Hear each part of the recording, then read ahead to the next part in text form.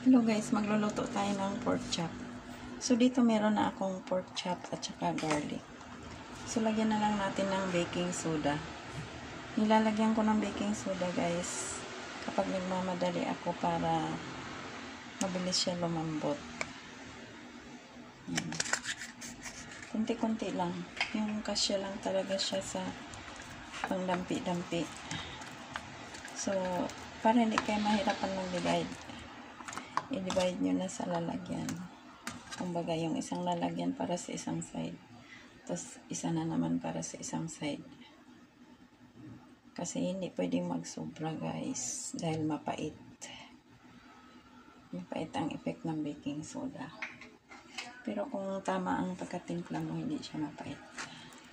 Yung enough lang ba? Tinatawag. Tapos, lagyan pa natin ng sugar pang balance doon sa baking soda, guys. Para tayong nag-bake nito. Pero hindi mo naman malasahan ang sugar kapag naluto na yan. Kasi mag-balance lang siya sa lasa ng baking soda. Baking soda talaga ay mapait. Kaya lagyan mo siya ng sugar kapag gumamit ka ng baking soda sa ulam. So okay na yan. Tapos lagyan natin ng kalamansi. So may 3 akong kalamansi dito guys. Dito na lang natin ipiga. Kasi baka naman hindi kayo maniwala ng kalamansi kung i-juice ko na. Pero sometimes nag-video ako na nakapiga na talaga pag nagmamadali ako. So hindi naman ako masyadong nagmamadali. So ayan. Ayan guys, ang effect ng baking soda. Bumula na siya. So i-massage lang natin.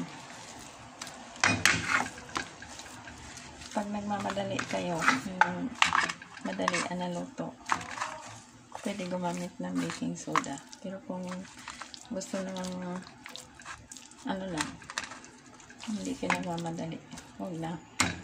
Kasi ang baking soda nakakabawas ng lasa yan. So, lagyan na natin ng soy sauce. Yan. So, ganun din sa paglagay ng soy sauce. Divide mo. Kasi para hindi masyadong madami sa kabila. So dampi lang. Tapos dito sa ano natin, breading natin. Ang breading natin ay una harina, plus itlog, beaten egg, tapos breadcrumbs. So, dahil nagmamadali ako, dahil ang kakain nito ay estudyante, so pwede na natin ito iprito. I-cook ko lang mabuti yung toyo.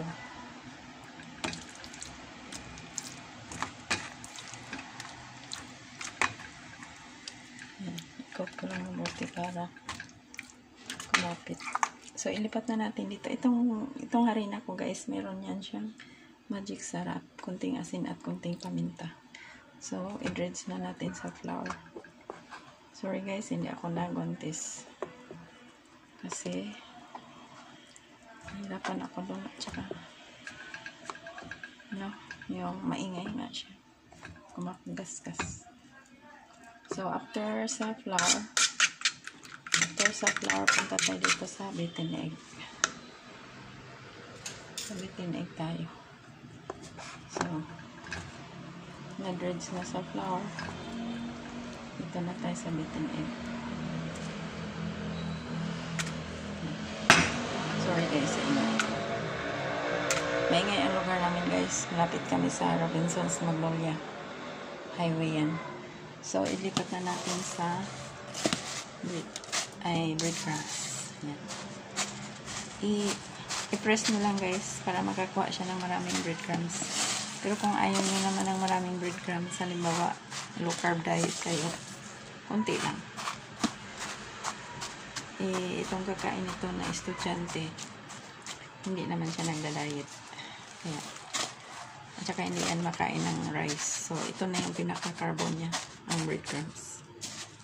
So, tabi lang muna natin dyan. Ito na namang isa.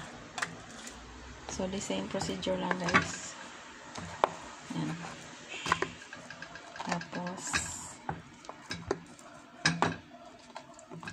pagkatapos nito, sa itlog na naman.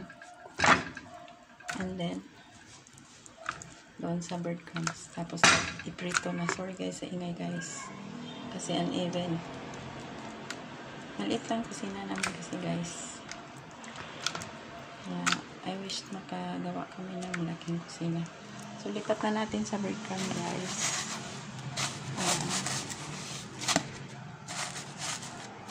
I-press lang ninyo para kumapit yung breadcrumbs.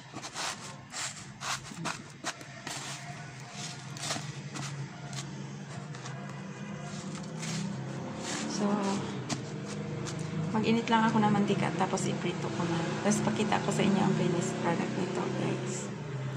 Thank you so much for watching.